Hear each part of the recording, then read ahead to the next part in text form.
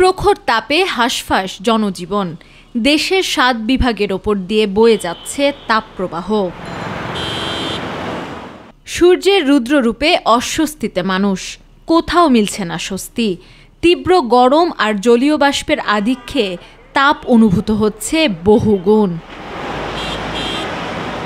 চলমান তাপপ্রবাহ প্রশমিত হয়ে জনজীবনের স্বস্তি মিলবে কবে, জানালো আবহাওয়া অধিদপ্তর। আগামী সপ্তাহেই ফের বাড়বে বৃষ্টিপাতের প্রবণতা। রংপুর, রাজশাহী, ময়মনসিংহ, ঢাকা, খুলনা, বরিশাল ও সিলেট বিভাগের উপর দিয়ে মৃদু তাপপ্রবাহ বয়ে যাচ্ছে এবং এই যেটা তাপপ্রবাহ যেটা বয়ে যাচ্ছে, এই তাপপ্রবাহটা আরও ২ দিন থাকবে। অর্থাৎ আগামী রবিবার পর্যন্ত তাপপ্রবাহ থাকবে। রবিবারের পর থেকে এই তাপপ্রবাহটা অনেকটা প্রশমিত হবে। বৃষ্টি বাড়লে তাপমাত্রা নিয়ন্ত্রণে আসবে এমনটা জানান আবহাওয়াবিদ। বৃষ্টিপাতটা এই সময়টা কমে যায়, তখন তাপমাত্রাটা ক্রমান্বয়ে বাড়তে থাকে।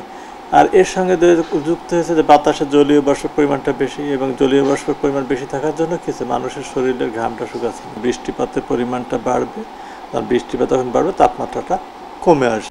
আগামী সপ্তাহ থেকে বৃষ্টির অনুপাতে দিনের ও রাতের তাপমাত্রা কিছুটা হ্রাস পাবে বলেও জানান আবহাওয়াবিদ হাফিজুর রহমান।